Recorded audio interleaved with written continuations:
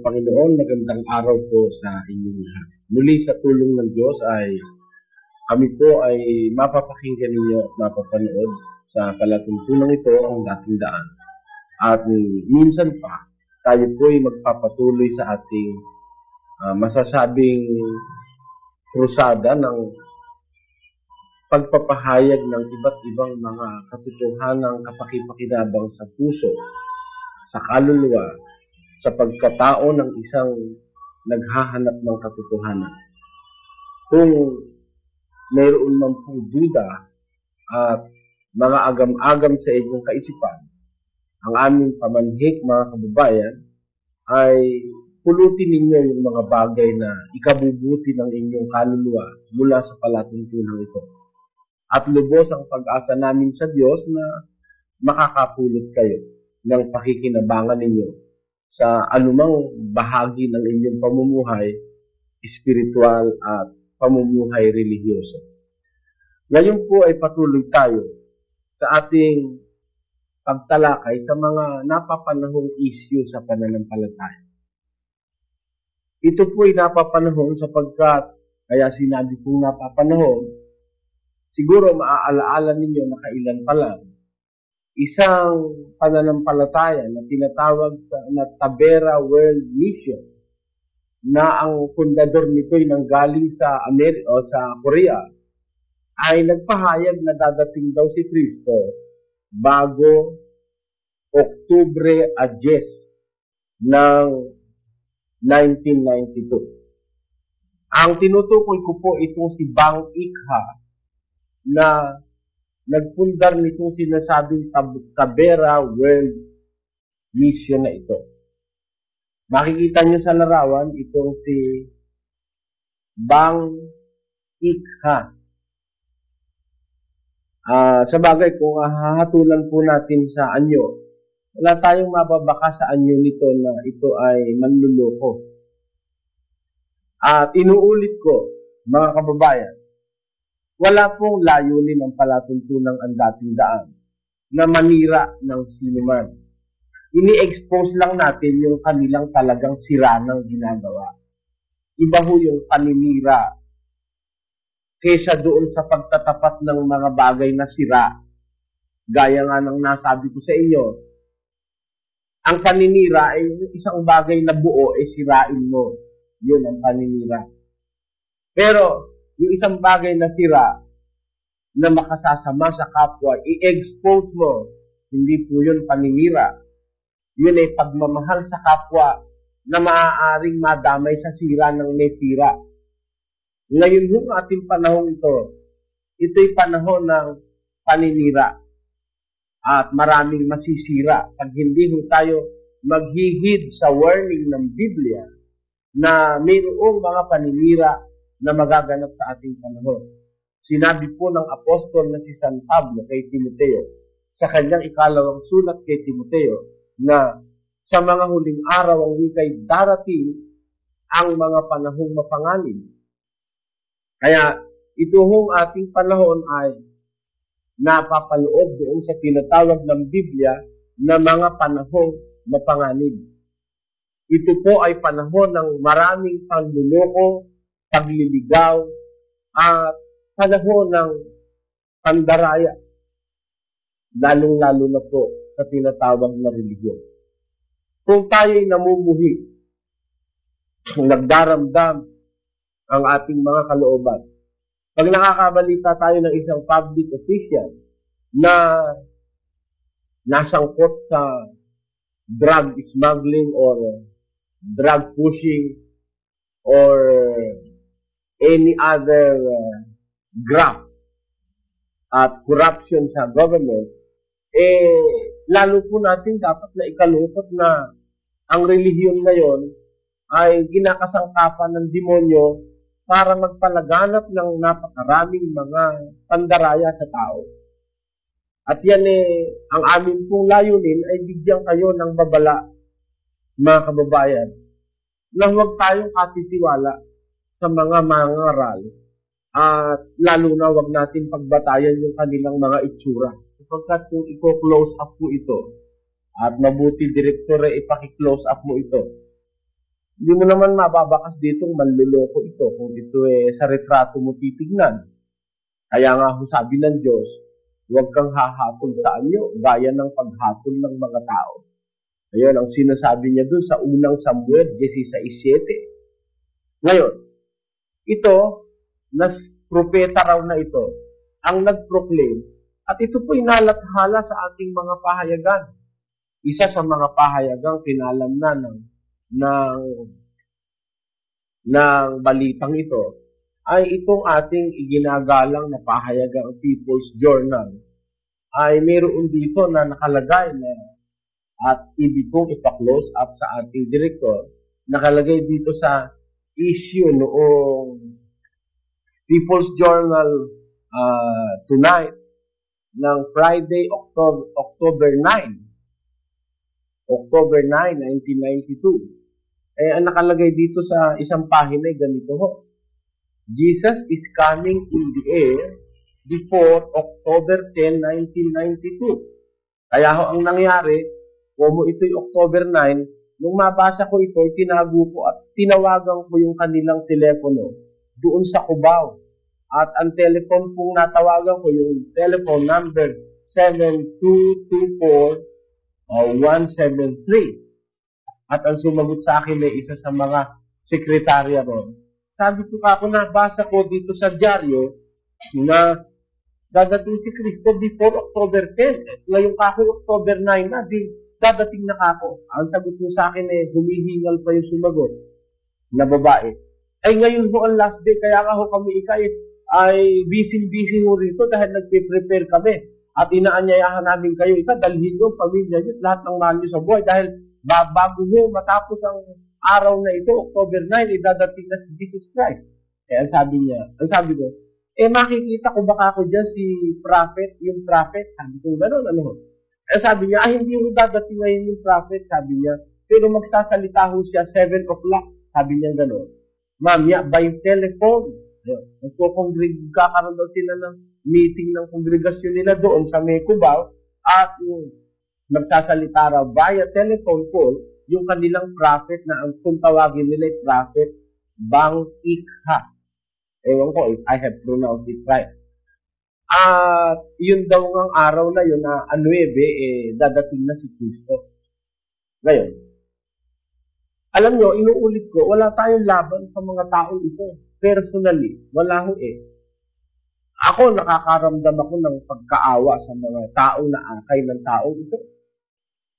Wala tayong laban sa kanila personal. Hindi ko sila kilala, hindi ko sila na-meet kahit kailan. Nakausap ko lang sila sa telepono. Hindi ho tayo po pwedeng magkaroon ng anumang laban dito ukol sa laman. Sapagkat itong mga taong ito, hindi man natin nakikita nga. Pero napakalaki po ng bagay na nagawa ng pangyayari nang i-expose ng pangyayari na ito po si Bang Ikha hindi propeta ng Diyos kundi ng demonyo. Nasakit po mga kababayan sapagkat wala naman po akong ibang sasabihin. Hindi naman pwedeng sabihin kung hindi nga sa Diyos tapos hindi mo pa sasabihin sa demonyo. Para ho yung sabadistang nakausap ko nung araw. Huwag mo ikaw sasabihin sa demonyo. Basta sabihin mo na lang na hindi sa Diyos. Sabi ko, ikaw pala ako hindi biblikong tao. Sapagkat kung ikaw you are relying on the words of God in the Bible. Sa Biblia ho, pag hindi ka sa Diyos, sa demonyo ka. Yan ho ang dapat nating makita. Pakinggan nyo. Para ma-justify ko sa inyo, biblically, yung sinabi kong si Bang Ikha sa demonyo at tinutulungan tayo ng pangyayari na patunayan na si Bang Ikha propetang hindi sa Diyos kundi sa demonyo. Pakinggan nyo ang sabi ng ating Panginoong Jesus dito sa isang talata ni San Juan sa Kapitulo 8 at versikulo 47, ganito ang ating mababasa. Ang sa Diyos ay nakikinig ng mga salita ng Diyos dahil dito'y hindi ninyo dinirinig sapagkat kayo'y hindi sa Diyos. Ang sabi ng ating Panginoon sa Kristo, dalawang klase ang taong kanyang tinutukoy sa talata. Ang sa Diyos ang wika ay nakikinig ng mga salita ng Diyos. Dahil dito hindi ninyo dinirinig sapagkat kayo hindi sa Diyos. Kanino ho yung hindi sa Diyos? Itataas lang po natin sa 44. Kayo'y sa inyong amang diablo at ang mga nais ng inyong ama ang ibig ninyong gawin. Kaya, dalawa lang po ang klasifikasyon ng tao.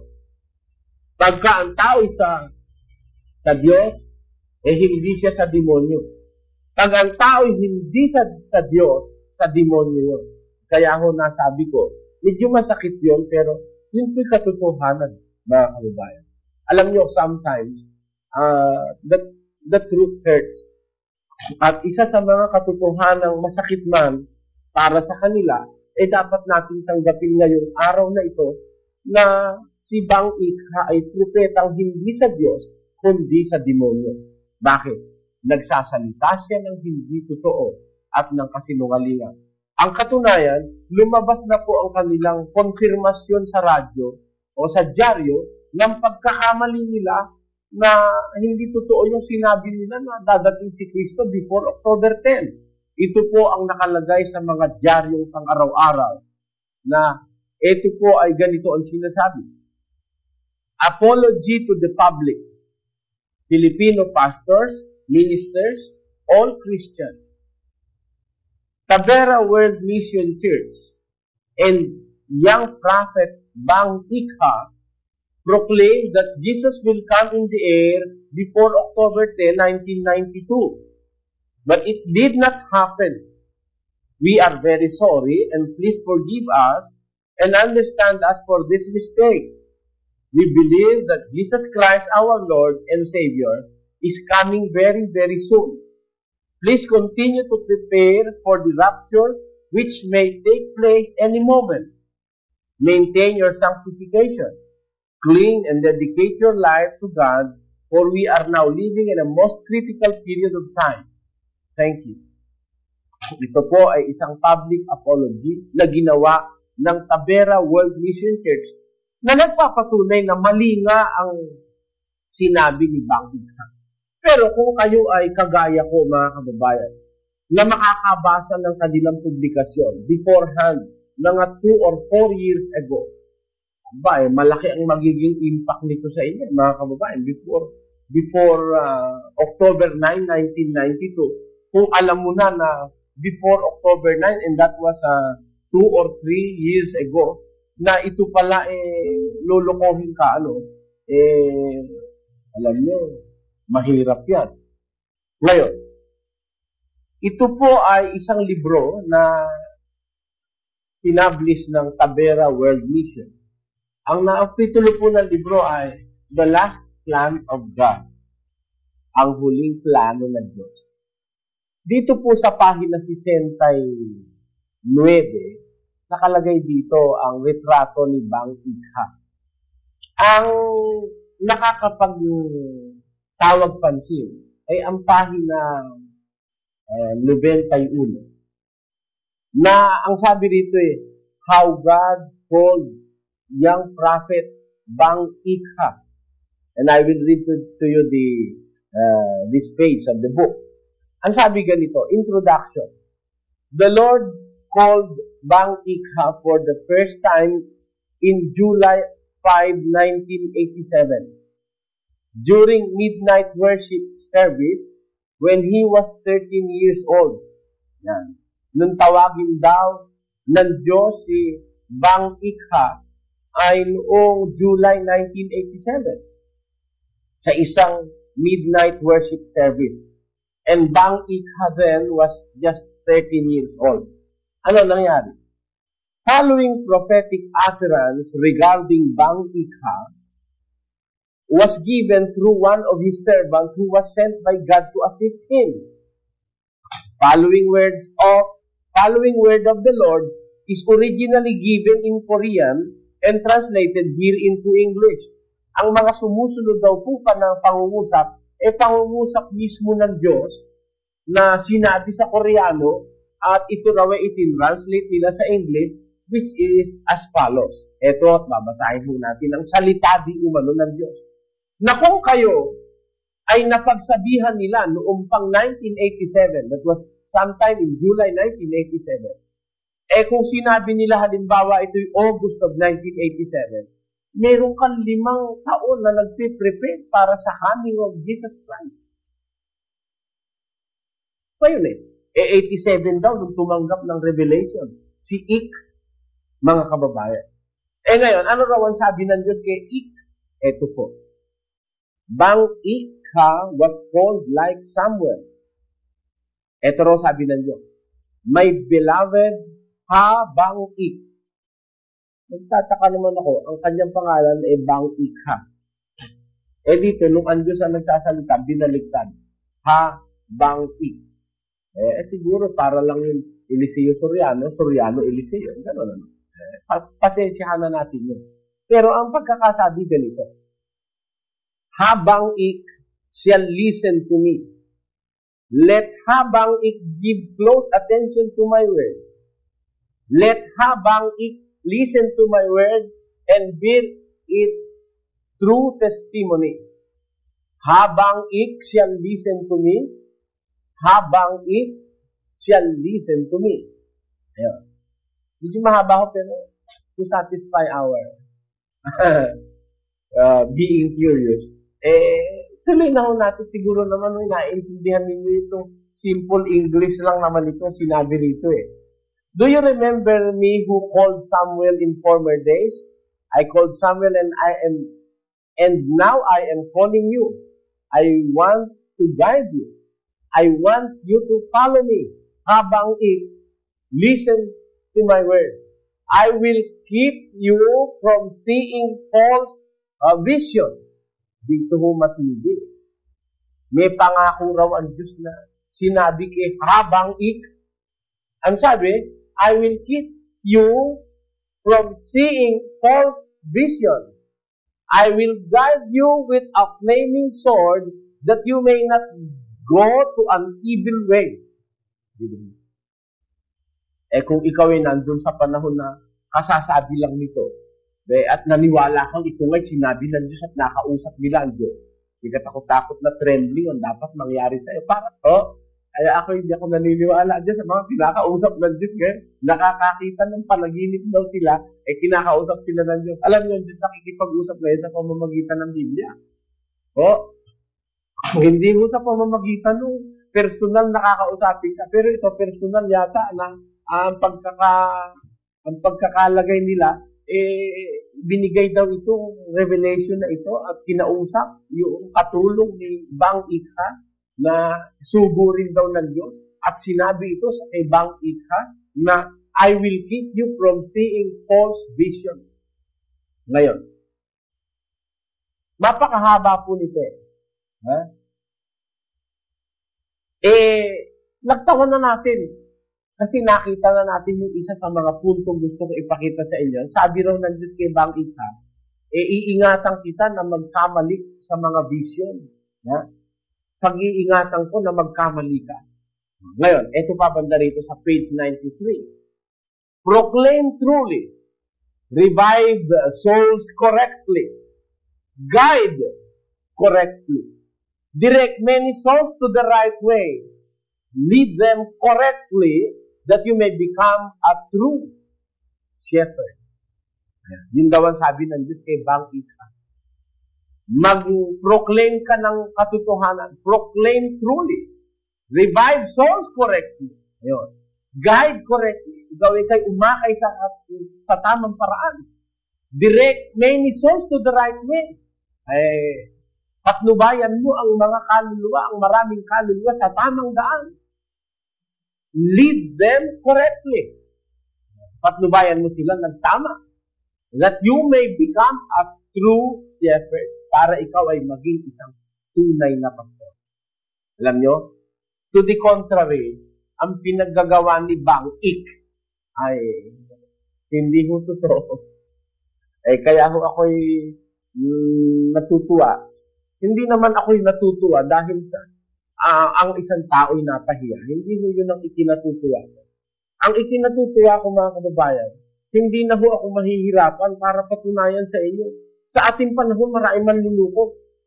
Kasi pagka ang magpapatunay ay kapwa Pilipino, kung minsan ang impact niya sa mga ibang mga meron tinatawag na colonial mentality, pagka ho Pilipino na kang magsasalita, ayaw mo basta maniniwala Mas pinaniniwalaan nila kung minsan yung imported, kagaya ng mga Amerikano, kagaya nitong Koreano ito. At ang totoo, meron na sila kang napag-converting mga Pilipino. At sila'y nandyan sa Tavera World Mission Church Philippines, doon sa may fourth floor ng Malakas, Diliman, Quezon City. Malapit na sa Sulu Hotel at sa PLDT sa Quezon City Hall. Marami na silang mga tao na daya, na loko, na naniwala na dadating nga si Kristo 1992 before October 10. Nakalagpas na ho. Pero bakit mo natin pinag-aaralan pa ito, mga kababayan? Why make this as a topic? Bakit kailangan nating gawing isang edisyon ng ang dating daan ang bagay na ito? Alam nyo ang impact nito, mga kababayan, sa isang taong makadiyos. At yan ho nararamdaman ko bilang isang lingkod ng Diyos at ninyo.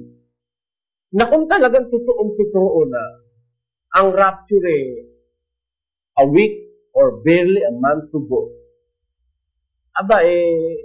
ang nasa sa isip ko, dapat wala nang abulo yan. Ano? Wala nang abulo yan.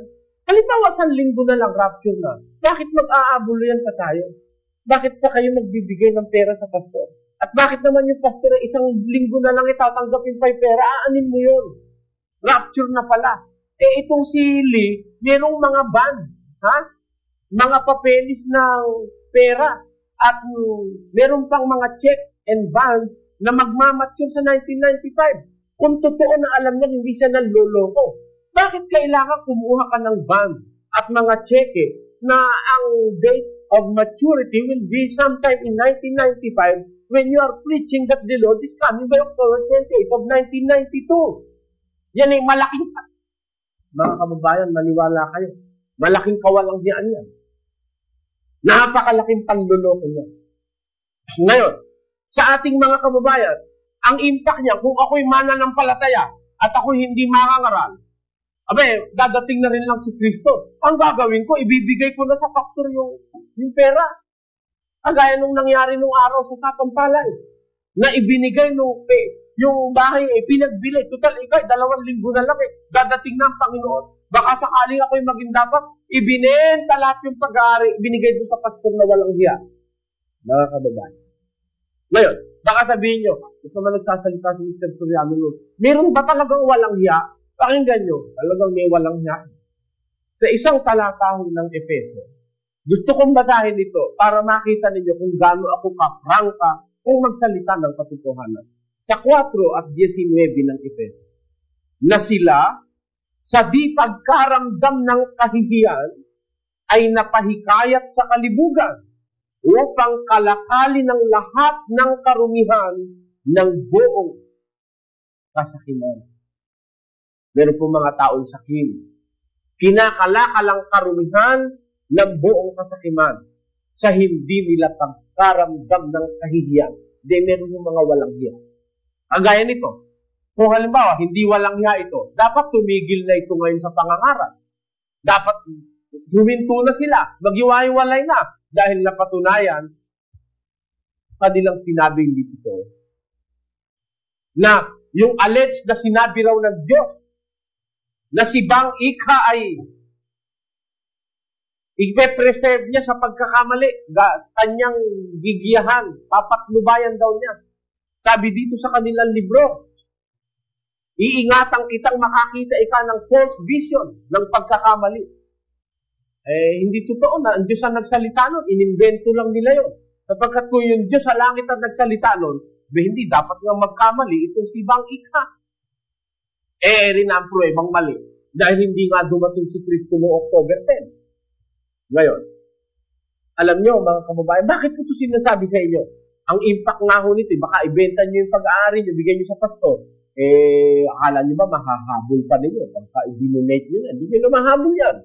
O ngayon, ang mangyayari niyan, nabiktima kayo ng kawalanghyan. Dadami pera ng pastor para manloko pa ng lalong marami. Alam niyo, hindi lang ngayon nangyari yan. Nung araw pa'y ganyan eh. Kaya nga maraming nagyamanan sa relihiyon eh. Eto't babasa ako ng isang libro. Ipagpaumanhin ninyo, kailangan kong basahin eh. Kasi dapat sana puro Biblia. Pero pagka pangyayaring naganap na, pwede natin basahin siguro sa mga libro. So, kung sino-sino yung nag-umpisa niyan, kawalang diyaan na yan na, dadating daw si Kristo, kay gano'n, kay gano'n, mga bulaang propeta kung sinasabing hindi totoo. Eto ang isa. Alam nyo ba yan new story? It is the same old story. At ayan ho, makikita nyo mamaya kung ano magiging masamang epekto niyan sa kaligtasan ng tao. Ito ho, hindi ko na masyadong babasahin buo. At kayo na po ang bahalang umunawa. Ito po ay nasa page 75 ng isang libro na ang pamagate Concise Guide to Today's Religions. Ito po ay nasa page 75. Sabi ganito, the idea that the second coming of Christ took place in 1914 is important to Watchtower theology. The time was, they say, that God's kingdom was fully set up in heaven. However, this was not always their teaching. Before 1914, the Watchtower was predicting that God's kingdom was to be set up on earth, not in heaven, in 1914. Ayan. Ipinangaral ni Charles Taze Russell na pundador ng Saksi ni Jehovah na ang kaharian daw ng Diyos ay matatatag sa lupa, 1914. At by 1914 daw, lahat ng kasamaan mawawala na sa mundo. No? Lahat daw ng mga gobyerno, lahat ng institusyon, mga bangko, lahat ng commercial establishment, gigibain daw by October of 1914. Hindi nagkatotoo. Hanggang nakamatayan na ni Charles Taze Russell na sila ay yung kanya sinabing mali.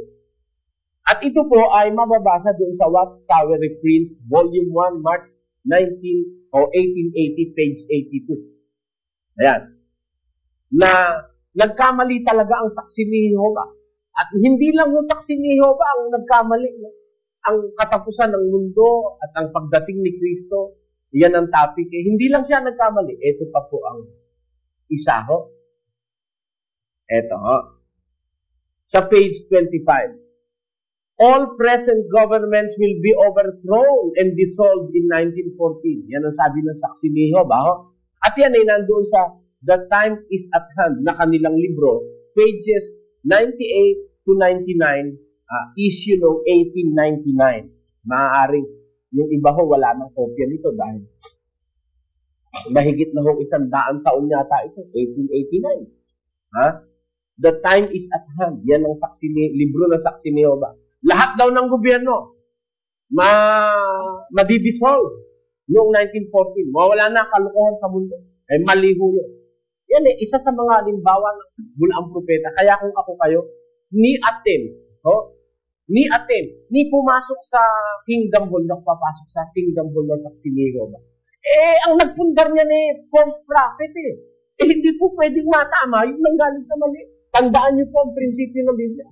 Hindi pwedeng maging tama kailanman yung nanggaling sa mali. Nananatili yung roots niya sa mali. Unless otherwise, naputulin mo dun sa roots, mag-iba ka. Maaari kang maging tama. Pero hanggang nagkikling ka dun sa turo ni Charles Taze Russell, which was proven by history as a false prophet, hindi ka magtama-tatama. Ito nyo na sinabi pa. The farthest limit of the rule of imperfect man is 1914. The Time is at Hand, libro nila ito, page 77, 1906 edition. Ano pa? The reestablishment of Israel in the land of Palestine, thy kingdom come, page 244. Earthly Jerusalem to be restored to divine favor. The Time is at Hand, page 77. Israel daw. Magiging marirestore sa divine favor at matatayong uli daw yung earthly Jerusalem, which is not true. Nakaraan na ito. Napatunayan ito hindi totoo. Number 4. The full establishment of the kingdom of God in the earth at AD 1914. Ito po'y nasa libro nila na Saksi ni Jehovah, Thy Kingdom Come, page 126, 1891 edition. On the ruins of present institutions, the time is at hand, page 77, 1912 edition. Christ was spiritually present in 1874. Thy Kingdom Come, page 127, 129, and will be present as Earth's new ruler in 1914. The time is at hand, page 77. Si Kristo raw ay spiritually bumaba na noong 1874. At sa 1914 daw, sabi nila, noong 1914, siya raw ang magiging ruler ng buong mundo. Which is not true. Hindi rin po totoo na nandito na bumaba na si Kristo noong 1914. Hindi totoo yan. Ngayon, number 6. Before the end of AD 1914, the last member of the body of Christ will be glorified with the hand. Kita niyo itong kawalang-hiyang ito ng Saksi ni Jehovah, mga kababayan. Na ang sabi ng kanilang libro, noong 1906, ito ho ay 1906, 3 taon pagkatapos na maipanganak ang aking ama. Sapagkat ang aking ama ay 1903 nang ipanganak. Ito ho'y 1906. Sinabi nilang ang kahuli-hulihang miyembro ng katawan ni Kristo o ng Iglesia ay luluwalhatiin kasama ng kanyang ulo sa before the end of AD 1914. Ibig sabihin, bago matapos ang AD 1914, noong 1914, noong nakaraang 1914, ngayon yata ilang taon na yun. Abay, noon daw huling-huling miyembro ng Iglesia ay dapat nang masangkap at dapat nang iluwalhatiin. Abay, ngayon tanggap pa rin ng tanggap ng miyembro itong mga Saksi ni Jehovah. Nakaraan na yung 1914 at napatunayan ng mali yung kanilang prediction ni Charles Taze Russell na kabilang pulo, mga kababayan. Tingnan ninyo, ito'y pruweba na naman. Ang Saksi ni Jehovah, hindi tamang pananampalataya. Meron pang isa. Kala nyo ba makaliligtas yan sa atin? Kasi favorite subject ko yung religion. Araw-araw yan ho ang aking ginagawa, pinag-iisip. Yung tungkol sa mga panlulokong ginagawa ng ating mga kababayan, sa ating mismong mga kababayan. Ang isa pa ho itong baka kayo masurpresa. Akala nyo, ang nagpipredict lang yan si Bang Ikha. Hindi ho, meron pang isa. Marami pa. Hindi lang ho natin kayang tapusin na marami pa.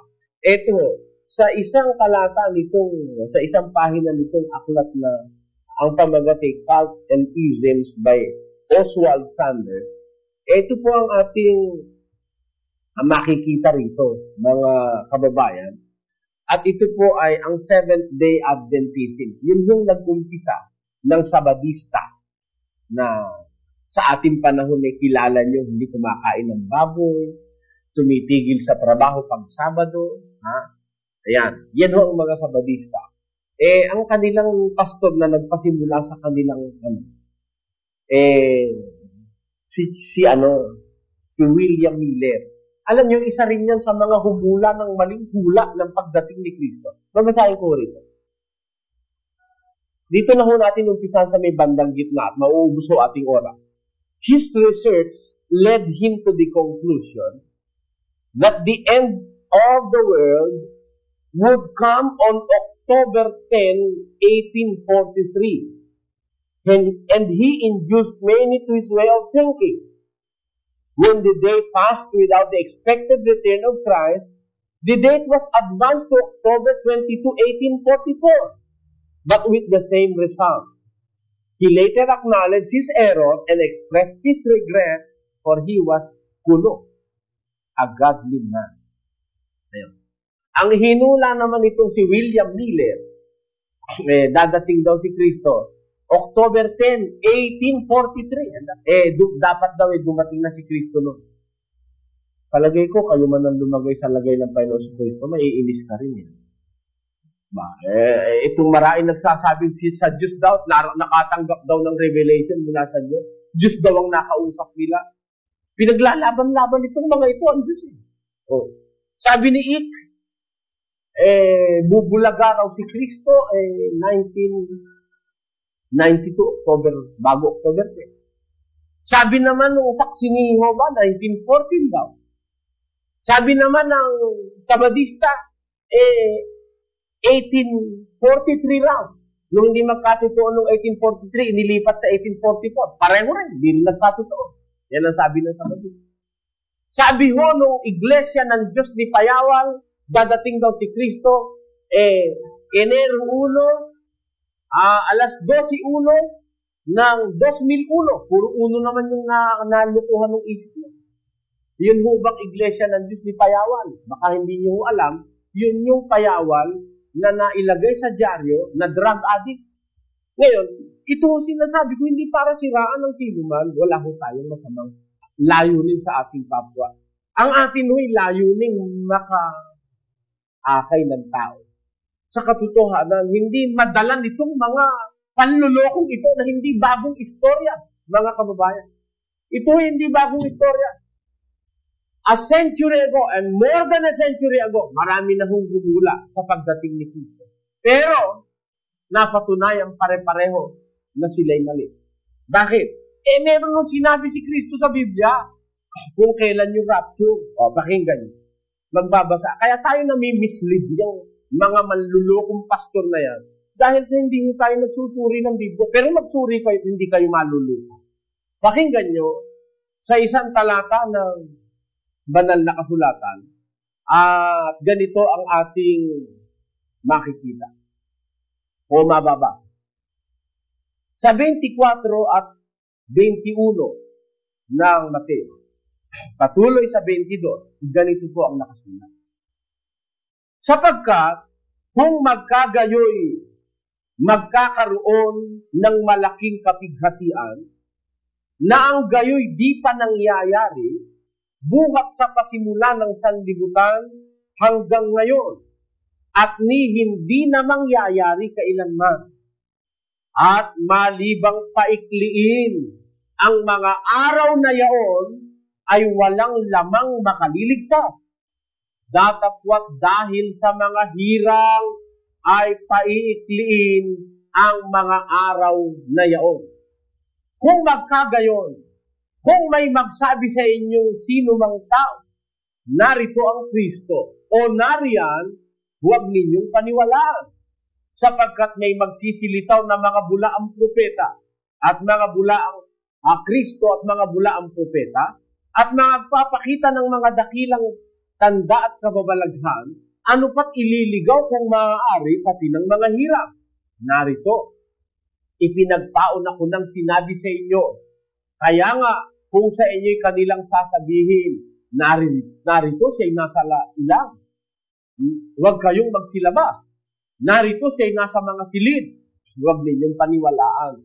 Sapagkat gaya ng kidlat na kumikidlat sa silanganan at nakikita hanggang sa kanluran, gayon din naman ang pagparito ng anak ng tao. Kailan po paparito si Kristo? Kailan? Ang pagparito ng ating Panginoon Kristo magaganap doon po sa panahon ng dakilang kapighatian, malaking kapighatian. Magkakaroon po ng tinatawag na sa English na Great Tribulation. Isang malaking kapighatian ng darating sa mundo. Kahirapan, panganib, mararanasan mo yan. At pagdating yan, yung kapighatian na yan, sabi ni Kristo, paiikliin yung mga araw na yun. Dahil pag hindi pinaikli yun, wala nang makaliligtas.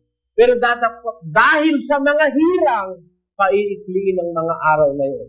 So kapatid, yung mga hirang nandito pa sa kasalukuyan ng Great Tribulation. Yung mga hirang na dahil sa kanila paiikliin yung mga araw ng Great Tribulation o malaking kapighatian, dahil doon sa mga hirang paiikliin yun, nandito pa yung mga hirang. Kaya yung mga hirang nga pinag-iingat Bakit? Naglilitawan ni ang bulaang Kristo. Mga bulaang propeta.